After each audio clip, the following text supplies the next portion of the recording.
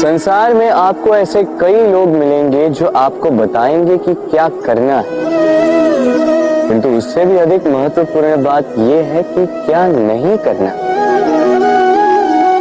आज मैं आपको ऐसे ही 3 बातें बताने वाला हूं जो आपको आपके जीवन में नहीं करनी है।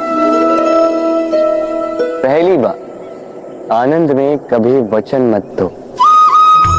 आनंद आपके तर्क को हर लेता है और फिर आनंद में दिया गया ये वचन बाद में गले की फांस बन जाता है। दूसरी बात, कभी भी क्रोध में उत्तर मत दो। क्रोध आपके विवेक को खा जाता है, भविष्य दृष्टि को बाधित कर देता है और फिर कुछ क्षण के लिए आया ये क्रोध, इसमें दिया गया उत्तर बाद में जीवन भर के लिए प्रश्न बन जाता है। और तीसरी बात, कभी भी दुख में निर्णय मत लो। दुख आपके सोचने समझने की क्षमता को सीमित कर देता है और दुखी मन से लिए गए निर्णय सदा दुख ही देते हैं। सच कहा जाए तो वचन, उत्तर और निर्णय कभी भी जीवन में सोच विचार करके ही लेने या देने चाहिए। सोच विचार करके कार्य करोगे तो इस संसार में किसी भी समस्या का हल बूझना नहीं पड़ेगा। राधे राधे। आज मैं आपसे 3 प्रश्न पूछूंगा। तो पहला प्रश्न, ऐसा कौन है जिस पर लगातार प्रहार करने के पश्चात भी वो मुस्कुराए और आपको सुख दे? आपका उत्तर होगा धरती या वृक्ष। दूसरा प्रश्न, ऐसा कौन है जो बिना आपके कुछ कहे सब जान जाता, सब समझ जाता है और फिर निस्वार्थ भाव से आपकी सहायता करता है? अब आपका उत्तर होगा भाई या मित्र। और तीसरा प्रश्न, ऐसे कौन से भगवान हैं जो स्वयं विष का घूंट पीकर आपको जीवन का अमृत प्रदान करते हैं? अब आपका उत्तर होगा महादेव।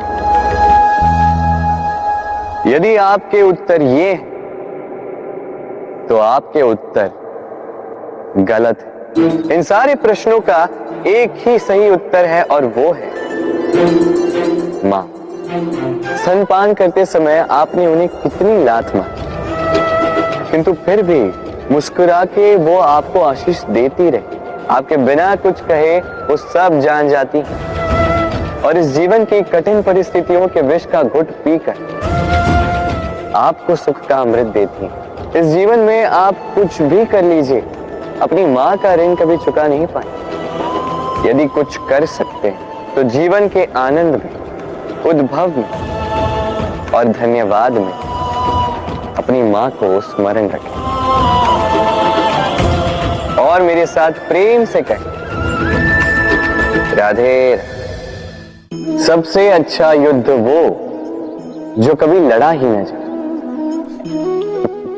अर्थात समझौता, संधि हर आवश्यक परिस्थिति में शुभ होता है।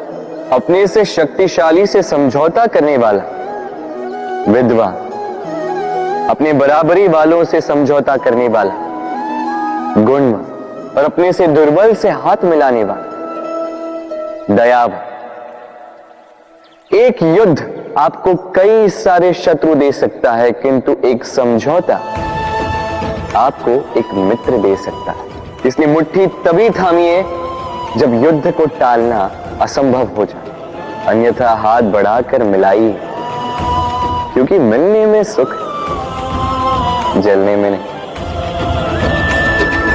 राधे राधे। गिरने में कोई आपत्ति नहीं, बस गिरो तो उस बूंद की भांति जो इस संसार को नया जीवन देती, और उस उठने में भी कोई अच्छाई नहीं जिसमें किसी और के कांधों पर पाव रखकर उठा जाए। अपने अस्तित्व को खोने में कोई बुराई नहीं, और उस बीज की भांति जो एक नए वृक्ष को अस्तित्व में लाता है, परंतु उस अस्तित्व को बनाने का भी क्या लाभ जो किसी और के स्वप्न को बिखेर कर बने। क्रोध में कोई बुराई नहीं, यदि वो किसी दुष्ट को मार्ग पे ले आए, परंतु उस मौन, उस दया का क्या लाभ जो आपको दुर्बल बनाए। अर्थात अच्छा या बुरा कर्म नहीं होता, बस वो कब, किस स्थान पर और कैसे किया जाए, वो निर्णय अच्छा या बुरा होता। यदि सही समय पर करो तो वो गुण है, अन्यथा वो घुन जो भीतर तक आपको खाता जाए। राधे राधे। मनुष्य सदा सोचता है फल के विषय कि मैं जो करने जा रहा हूं उसका फल क्या होगा, उसका परिणाम क्या होगा। पर इसकी चिंता क्यों? क्योंकि कर्म यदि शुभ हो तो परिणाम बुरे हो ही नहीं सकते। शुभ की इच्छा से कार्य करने वालों को फल की चिंता कैसी? जो फूल बेचते हैं उन्हें कभी कभार कांटे अवश्य चुभ जाते हैं, किंतु सुगंध उनके हाथों में रह ही जाती। हीरे की खोज में कोयले की खान में उतरे व्यक्ति पर कालिख भले ही लग जाए, किंतु हाथों में हीरा अवश्य लगता है। इसलिए शुभ भावना से कर्म कीजिए, परिणाम भी शुभ ही होंगे। तो प्रेम से राधे राधे। अपने मन के पास आने के लिए सबसे दूर जाना ही होता है, दूर सबकी दृष्टि से, दूर हर उस बंधन से जो हमारे मुक्त होने में बाधा है। अपनी आत्मा से मिलना है, इस संसार के नियमों से दूर जाना ही होता। दूर हर पूर्वग्रह से, दूर हर निंदा, हर प्रशंसा, हर आलोचना, हर योजना से दूर। अब इसके लिए कोई ऐसा स्थान तो होना चाहिए रास के लिए जहां हम सारे संबंधों से मुक्त होकर अपनी आत्मा पर आनंद के घुंघरू बांधकर मुक्त हो सके, मुग्ध हो सकें, स्वच्छंद होकर जीवन ताल पर पूर्ण ऊर्जा से नृत्य कर सकें, सबसे दूर। किंतु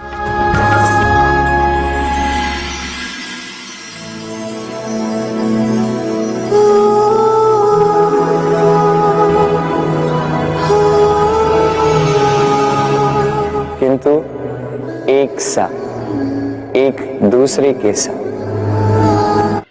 एक और महत्वपूर्ण बात, क्योंकि हमारा मन सबसे अधिक गोपनीय है, इसीलिए रास का ये स्थान भी गोपनीय है। और इस रास स्थल में आने वाली हर एक कन्या मेरे लिए मेरे सखी से भी अधिक प्रिय, महत्वपूर्ण, अर्थात मेरी गोपनीय सखी होगी, मेरी